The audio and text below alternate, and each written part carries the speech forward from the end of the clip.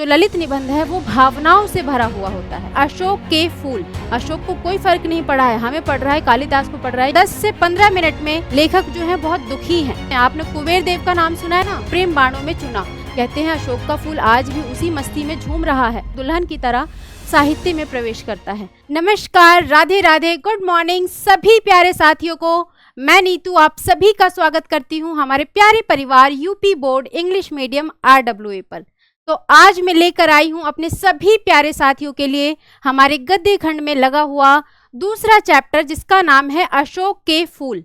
ठीक है, तो ये चैप्टर आज हम 10 से 15 मिनट में इस क्लास को, इस चैप्टर को समझने वाले हैं अपने एग्जाम पॉइंट ऑफ व्यू से, ताकि आप इस चैप्टर को, जो भाई इतनी मुश्किल लग रही थी बच्चों को क्लास में, तो इसको हम 15 मिनट में समझ लेंगे कि इस 15 मिनट में इस पूरे चैप्टर में बताया क्या गया है, किस बारे में बात कही गई है, अशोक के फूल के किन किन चीज़ों को उजागर किया गया है।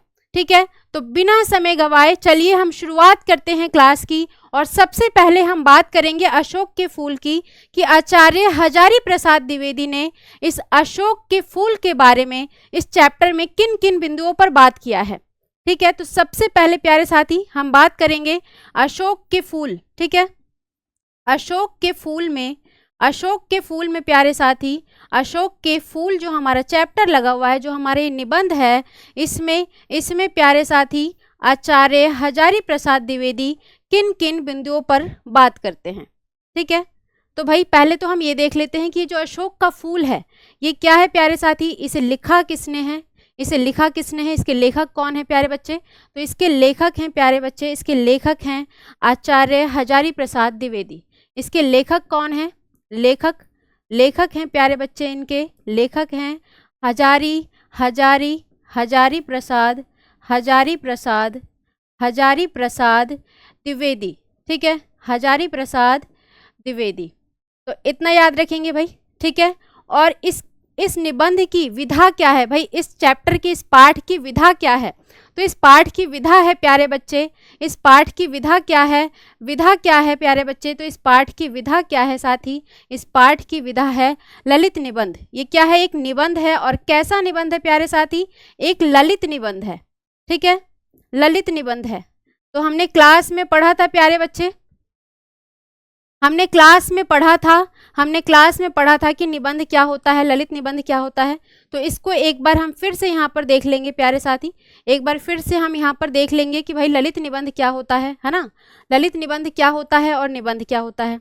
तो जब भी प्यारे बच्चे, जब हम अपने भाव को, विचारों को या फिर भावनाओं को, है ना, जो भी हम सोचते हैं किसी टॉपिक को लेकर, किसी वस्तु के बारे में हम कुछ अपने विचार रखते हैं। जैसे आप देखिए भाई, बचपन में आप देखते थे, बचपन में आपको स्कूल में दिया जाता था कि भाई माई सेल्फ लिखिए, है ना, या फिर ऐसा आ जाएगा कि गाय पर निबंध लिखिए या फिर डॉग पर निबंध लिखिए।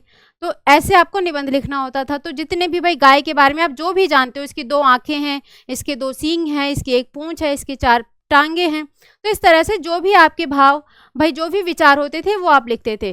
तो निबंध में क्या लिखना होता है प्यारे बच्चे, हमें अपने भावों को लिखना होता है, हमारे जो भाव होते हैं। ठीक है, और इसके साथ ही हमारे जो विचार होते हैं, जो विचार हैं, इनको जब हम लेखन का रूप दे देते हैं, अपने भाव, विचार और भाई अपने भाई भाव और विचारों को जब लेखन का रूप दे देते हैं, जब प्यारे बच्चे लेखन का रूप दे देते हैं, तो वो क्या बन जाता है प्यारे बच्चे, वो बन जाता है हमारा निबंध। ठीक है, जब हम अपने भावों को, विचारों को लेखन का रूप दे देते हैं प्यारे बच्चे, तो वो बन जाता है हमारा निबंध। अब हम देख लेते हैं भाई ललित निबंध, क्योंकि एक ललित निबंध है तो अब ललित का मतलब भी समझना होगा कि आपको ललित क्या होता है। तो प्यारे बच्चे ललित में क्या होता है, ललित में जो हमारा भाव पक्ष होता है, जो हृदय पक्ष होता है प्यारे साथी, जो भाव पक्ष, जो हृदय पक्ष होता है, वो हमारा भाई प्रधान होता है। भाव पक्ष, हृदय पक्ष प्रधान होता है ना। भाव पक्ष यानी कि भाई हमारी भावनाएं, और प्यारे साथी हृदय पक्ष क्या होता है, प्यारे साथी, ये हमारा प्रधान होता है। ठीक है, इसका अधिक महत्व होता है। भाव पक्ष और हृदय पक्ष प्रधान होते हैं, है ना। ये क्या होता है प्यारे बच्चे, ये क्या होता है, भाव पक्ष और हृदय पक्ष क्या होते हैं, प्रधान होता है ना। और जो हमारा बुद्धि पक्ष, है ना, जो हमारा बुद्धि पक्ष होता है प्यारे साथी, वो क्या होता है, हमारा जो बुद्धि पक्ष है, हमारा जो बुद्धि पक्ष है वो प्यारे बच्चे, हमारा बुद्धि पक्ष ये हमारा पीछे रहता है। ठीक है, इसका कम महत्व होता है, इसका भाई हमारे बुद्धि पक्ष का इसमें कम इस्तेमाल होता है, कम महत्व होता है। ये क्या होता है प्यारे बच्चे, ये पीछे होता है। ठीक है, ये पीछे होता है। तो एक तरह से आप ये समझ सकते हैं प्यारे साथी, जो ललित निबंध है वो भावनाओं से भरा हुआ होता है ना। इसमें अब आप इस पाठ को जब पढ़ोगे, है ना, इस पाठ को हमने भाई क्लास में तो कवर कर लिया है, तो आपने उसमें देखा कि अपनी भावनाओं को भाई सामने रखते हैं कि जो अशोक का फूल है इसको साहित्य से हटा दिया गया है, तो इसको लेखक जो है बहुत दुखी हैं, है ना। तो यही है, इस आप पूरे पाठ में पढ़ोगे भाई भाव पे आधारित है, एक हृदय पे आधारित है, और इस अपनी भावनाओं के आधार पर ही प्यारे बच्चे, अपनी भावनाओं के आधार पर ही इन्होंने पूरा निबंध लिखा है। ठीक है, तो चलिए अब हम बात कर लेते हैं, अब हम देख लेते हैं कि भाई इस पाठ में उन्होंने अशोक के किन किन बिंदुओं पर बात किया है। तो हम वो देख लेते हैं भाई कि किन किन बिंदुओं की बात करते हैं प्यारे बच्चे, किन किन बिंदुओं की बात करते हैं अशोक के। भाई थोड़ा सा हम लाइट कलर ले लेते हैं ताकि आपको देखने में समस्या ना आए। ठीक है, तो अशोक के प्यारे बच्चे, अशोक के किन किन बिंदुओं की बात करते हैं,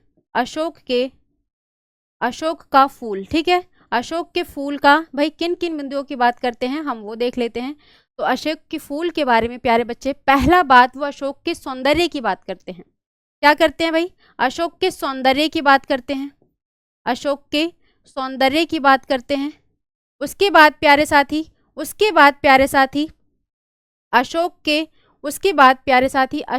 अशोक के फूल के ऐतिहासिकता की बात करते हैं, अशोक के फूल के ऐतिहासिकता की बात करते हैं।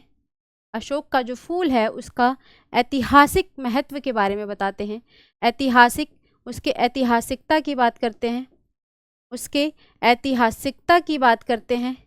फिर प्यारे बच्चे, ऐतिहासिकता के बाद प्यारे बच्चे वो बात करते हैं अशोक के फूल की, प्यारे बच्चे अशोक के फूल की भाई उसकी सांस्कृतिक महत्व की बात करते हैं,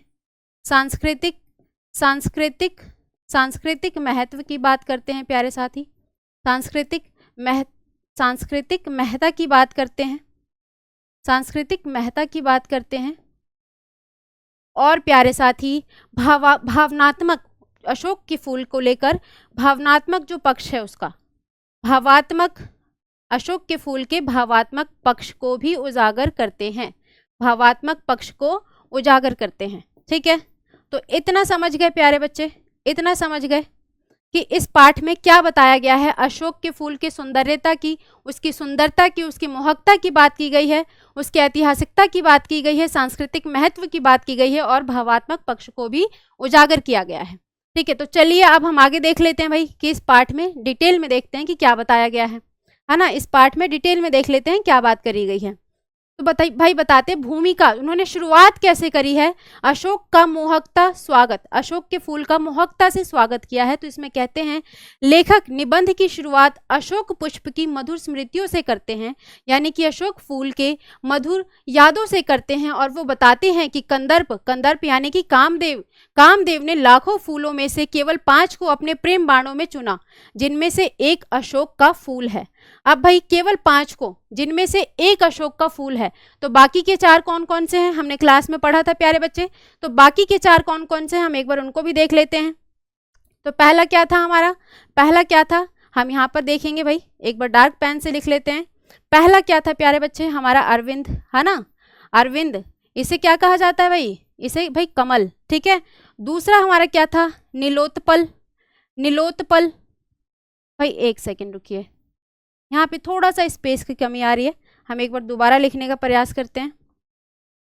पहला क्या था भाई, अरविंद था, पहला क्या था, अरविंद था। फिर दूसरा क्या था, नीलोत्पल।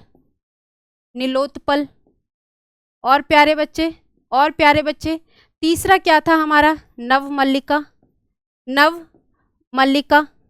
तीसरा क्या था प्यारे साथी, नवमल्लिका। तीसरा हमारा था नवमल्लिका। और प्यारे साथी हमारा चौथा क्या था, चौथा था हमारा आम का फूल, भाई आम का पेड़। और पांचवा कौन सा हो गया प्यारे बच्चे हमारा? पांचवा हो गया हमारा अशोक। ठीक है, पांचवा हमारा कौन सा हो गया प्यारे बच्चे? अशोक का फूल। आप यहाँ पर देख सकते हैं भाई, पांचवा कौन सा है? अशोक का फूल है। तो भाई क्या बताते हैं कि कामदेव ने लाखों फूलों में से केवल 5 को अपने प्रेम बाणों में चुना, जिनमें से एक है अशोक का फूल, एक अशोक का फूल है, दूसरा हमारा अरविंद यानी कि कमल की बात कही जा रही है, जो कमल का फूल होता है। नीलोत्पल प्यारे बच्चे होता है, नीलोत्पल होता है हमारा नीला कमल या फिर नीली लीली। ठीक है, पहले के समय में इसे नीली लीली कहा जाता था। और प्यारे बच्चे तीसरा है हमारा नवमल्लिका। नवमल्लिका का अर्थ होता है जो भाई नवमल्लिका का अर्थ होता है चमेली का फूल। ठीक है, और फिर चौथा है हमारा आम। ठीक है, इतना समझ गए। अब देखिए आगे क्या बताते हैं। यह केवल एक पुष्प नहीं बल्कि रस, सौंदर्य और संस्कृति का प्रतीक है। ये जो फूल है अशोक का, ये केवल एक फूल नहीं है, ये रस का, सौंदर्यता का और संस्कृति का प्रतीक है। तो चलिए अब आगे देखते हैं, आगे क्या बताया उन्होंने। कालिदास का युग और अशोक का उत्कर्ष। अब भाई पाठ में जो हमारे लेखक हैं वो बताते हैं कि कालिदास का जब समय था तो उस समय अशोक के वृक्ष की, उसको अशोक को साहित्य में बहुत स्थान मिला है। तो अब उसकी बात करते हैं और कहते हैं अशोक पुष्प का भारतीय साहित्य में विशिष्ट स्थान रहा। ठीक है, इसका भाई पहले जब कालिदास का समय था उस समय पर अशोक का जो फूल है उसको साहित्य में स्थान मिला। विशेष रूप से कालिदास के काव्य में वह इस पुष्प को मोहकता, गरिमा और पवित्रता का प्रतीक मानते हैं। कहते हैं कि विशेष रूप से किसमें? कालिदास के काव्यों में अशोक के फूल को स्थान मिला और इस चीज को वो क्या मानते हैं भाई? मोहकता, गरिमा और पवित्रता का प्रतीक मानते हैं। कालिदास के समय अशोक का नववधु की तरह साहित्य में प्रवेश करता है। कहते हैं कि जो कालिदास के समय में जो अशोक का फूल था वो नववधु की तरह, नववधु यानी कि एक दुल्हन की तरह साहित्य में प्रवेश करता है। ठीक है, बहुत ही सौंदर्यता और कोमलता के साथ, सुंदरता और कोमलता के साथ। फिर कहते हैं ये पुष्प काव्य, कला और प्रेम का प्रतीक बन गया। ये जो पुष्प है, ये जो अशोक का फूल है, ये किसका भाई? प्रेम, काव्य और कला का प्रतीक बन गया। फिर देखिए आगे क्या बात करते हैं। साहित्य से हटना और उपेक्षा करना। अब धीरे धीरे क्या हुआ भाई? पहले जब कालिदास का समय था तो उस समय पे अशोक के फूल को साहित्य में बहुत स्थान मिला, समाज में भी उसका स्थान था, लेकिन धीरे धीरे साहित्य से अशोक का फूल नीचे आता गया, हट गया। तो अब देखिए उसकी बात करते हैं, कैसे हट गया। जब मुस्लिम सल्तनत की स्थापना के बाद अशोक का साहित्यिक महत्व घट गया, वह धीरे धीरे भुला दिया गया। लोग उसका नाम लेते हैं पर आदर नहीं देते। अब कहते हैं कि जब मुस्लिम सल्तनत आई, जब मुस्लिमों का शासन शुरू हो गया, तो उस समय पर जो अशोक का फूल है उसका महत्व धीरे धीरे कम हो गया।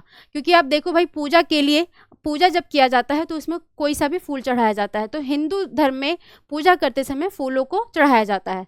ठीक है, अब मुस्लिम सल्तनत आ गई, उनमें पूजा कम होती है तो इनका महत्व भी घट गया। एक तरह से संस्कृति पूरी उलट पुलट हो गई। जो संस्कृति पहले चल रही थी वो अब बिल्कुल बदल गई। तो यहाँ पर भाई फूलों की जरूरत नहीं पड़ती अब मुस्लिम सल्तनत में, इसीलिए भाई समाज में भी फूलों की जरूरत नहीं हुई अशोक के फूल की। और जब समाज में जरूरत नहीं हुई तो उसको साहित्य में भी स्थान नहीं मिला।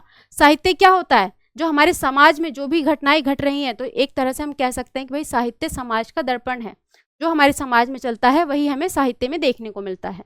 तो अशोक के फूल का महत्व समाज में घट गया, तो इसी से ही भाई साहित्य में भी घट गया। फिर कहते हैं कि लोग आज भी अशोक का नाम लेते हैं पर आदर नहीं देते। लेखक इस उपेक्षा को लेकर गहरा दुख प्रकट करते हैं और लेखक हजारी प्रसाद द्विवेदी इस बात को लेकर कि भाई ये जो लोग हैं ये क्या करते भाई? अशोक को महत्व नहीं देते, तो इसको लेकर बहुत दुख प्रकट करते हैं। अब आगे देखिए क्या बताते हैं। यक्ष, गंधर्व और अशोक की उत्पत्ति। तो लेखक का मानना है कि ये जो अशोक के फूल की उत्पत्ति हुई है ये किसकी? ये जो पहले की जातियां थी यक्ष की, गंधर्व की, तो इनकी वजह से ही इसकी उत्पत्ति हुई है। तो देखिए क्या बताते हैं। लेखक बताते हैं कि अशोक वृक्ष की उत्पत्ति आर्येतर सभ्यताओं से जुड़ी है, विशेषकर यक्षों और गंधर्वों से। अब कहते हैं भाई कि ये जो अशोक फूल की उत्पत्ति है, जो इसका जन्म हुआ, ये आर्येतर सभ्यताओं से जुड़ा है और विशेषकर किससे? यक्षों से और गंधर्वों से। यक्ष और गंधर्व कौन होते हैं? आपने कुबेर देव का नाम सुना है ना। कुबेर देव कौन होते हैं भाई? खजानों के देवता कहते हैं ना उन्हें, तो उनके देवता होते हैं। तो ये जो यक्ष और गंधर्व जो जातियां हैं ये क्या करती थी? उनकी सेवक थी, उन खजानों की रक्षा करती थी। तो इनकी बात कर रहे हैं कि भाई विशेषकर यक्षों और गंधर्वों से ये जातियां, गंधर्वों से ही ये अशोक के वृक्ष का महत्व आया है, उससे उत्पत्ति हुई है। फिर कहते हैं ये जातियां हिमालय की वासी, विलासप्रिय और कला प्रेमी थी। ये जो भाई गंधर्व और यक्ष जातियां हैं ये क्या थी, हिमालय की वासी थी, यानी कि हिमालय पे रहती थी। हिमालय पे ही भी विलास प्रिय और कला प्रेमी थी। विलास प्रिय यानी कि भाई इनके पास धन दौलत की कमी नहीं थी, धन दौलत की ही रक्षा करते थे, उसकी कमी नहीं थी। तो भाई क्या करते थे, ना धन दौलत कमाना है भाई, अपने पास तो भरपूर है, तो भाई विलासिता में, सुख सुविधाओं में, अपने भोग में उड़ा देते थे, अपने मौज मस्ती में उड़ा देते थे। तो एक तरह से विलासिता यानी कि मौज मस्ती में, है ना, और कला प्रेमी थे। ठीक है, फिर अशोक उनके सांस्कृतिक जीवन का भाग था। अशोक जो है उनके सांस्कृतिक, है ना, कला प्रेमी थे भाई, तो उनकी संस्कृति का भी एक हिस्सा था अशोक का फूल। ठीक है, इतना समझ गए। अब आगे देखिए, आगे क्या बताते हैं, धार्मिक मान्यताएं, मदनोत्सव और अशोक का मदनोत्सव। ठीक है, अब धार्मिक मान्यताओं की बात की जा रही है भाई, कि अशोक को फूल से संबंधित एक त्यौहार था जिसे क्या कहा जाता था, मदनोत्सव। ठीक है, तो देखिए क्या बताते हैं, अशोक वृक्ष से जुड़ी है, उनकी अनेक धार्मिक परंपराएं हैं। अशोक जो है वो वृक्ष से जुड़ी है, अनेक धार्मिक परंपराएं हैं, जैसे मदनोत्सव, ठीक है, चैत्र शुक्ल अष्टमी व्रत, दोहद सिद्धांत। अब भाई मदनोत्सव अशोक वृक्ष से ही संबंधित एक त्यौहार है। ये भी भाई यहाँ पर भाई स्त्रियां जो हैं जाके अशोक के पेड़ के पास जाकर चंदन, कुमकुम और अबीर वगैरह से अशोक की पूजा करती थी, फिर अपने पति देव की पूजा करती थी। इस तरह से दोहद सिद्धांत, दोहद सिद्धांत क्या है, जो स्त्रियां थी, स्त्रियों के चरणाघात से फूलना, चरणाघात से फूलना यानी कि जो सुंदर स्त्रियां थी वो क्या करती थी भाई, अशोक के वृक्ष के पास जाकर अपने चरणों से, अपने पैरों से उस पर प्रहार करती थी। तो इससे क्या होता था, जो अशोक का फूल है वो खिल जाता था। तो इसे कहते हैं प्यारे बच्चे दोहद, दोहद सिद्धांत। आप देखिए फिर क्या बताते हैं, ये वृक्ष संतति की कामना के लिए पूजित रहा है, इसका संबंध कामदेव कंदर्प से है। अशोक का जो वृक्ष है इसका संबंध किससे है, कामदेव से है, कंदर्प देवता से है। ठीक है, अब आगे देखिए, आगे क्या बताते हैं, परिवर्तन की धारा और सभ्यता की विस्मृति। लेखक मानते हैं कि समय की धारा निर्मम है, यानी कि भाई समय की जो धारा है वो कठोर है, कठिन है। फिर कहते हैं सभ्यताएं बदलती हैं, स्मृतियां मिट जाती हैं। अशोक जैसे वृक्ष और उनकी पूजा परंपराएं सभ्यता की एक दौर की प्रतीक थी जो अब लुप्त हो गई है। तो अब बता रहे हैं कि भाई सभ्यताएं जो हैं बनती मिटती रहती हैं, स्मृतियां मिट जाती हैं, सभ्यताएं बनती हैं, यादें मिट जाती हैं। अशोक जैसे वृक्ष और उनकी पूजा परंपराएं सभ्यता के एक दौर में प्रतीक थी।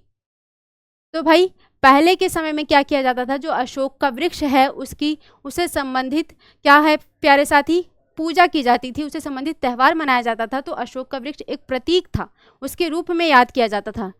लेकिन अभी के समय में प्यारे बच्चे ये एक भाई क्या हो गया है, ये अब लुप्त हो चुका है। ठीक है, फिर देखिए आगे देखिए, आधुनिक दृष्टिकोण और संस्कृति की अस्थिरता। अब आधुनिक दृष्टिकोण से देख लेते हैं, आधुनिक दृष्टिकोण की भी बात करते हैं। लेखक कहते हैं कि आज की संस्कृति जिसे हम बहुमूल्य मानते हैं, जिसे हम बहुत कीमती मानते हैं, वह भी स्थायी नहीं है। पहले जिन चीज़ों को पवित्र माना जाता था वे सब बदल गई हैं। यही परिवर्तन ही मानव जीवन की सच्चाई है।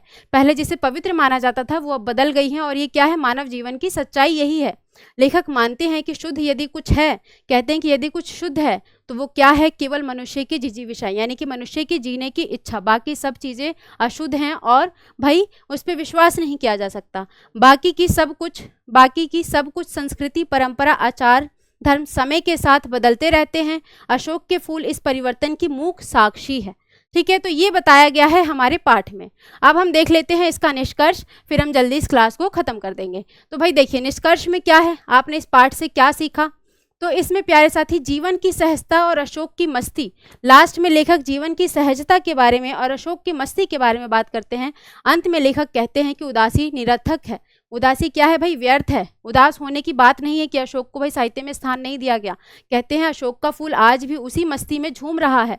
अशोक को कोई फर्क नहीं पड़ा है, हमें पड़ रहा है, कालिदास को पड़ रहा है, या कुछ लोगों को अशोक को साहित्य में स्थान न देने से फर्क पड़ता है, लेकिन अशोक को कोई फर्क नहीं पड़ रहा है। यदि हम जीवन को सहजता से देखें तो उसकी मोहकता को आज भी महसूस किया जा सकता है। और अंत में कहते हैं समय सब कुछ बदल देता है, लेकिन प्रकृति अपने सौंदर्य में स्थिर रहती है। कहते हैं कि समय जो है वो बदलता रहता है, परिवर्तनकारी है, लेकिन जो प्रकृति है वो स्थिर रहती है और अपने सौंदर्य में, अपनी मस्ती में झूमती रहती है। तो ये था हमारे अशोक के फूल में बताया गया, जो भाई आचार्य हजारी प्रसाद द्विवेदी ने इस पूरे पाठ में बताया है। ठीक है, तो भाई कैसा लगा कमेंट करके ज़रूर बताना। और आज की क्लास फिर हम यहीं पर समाप्त करते हैं और फिर मिलेंगे अगली क्लास में एक नए चैप्टर के साथ। तब तक के लिए नमस्कार, धन्यवाद।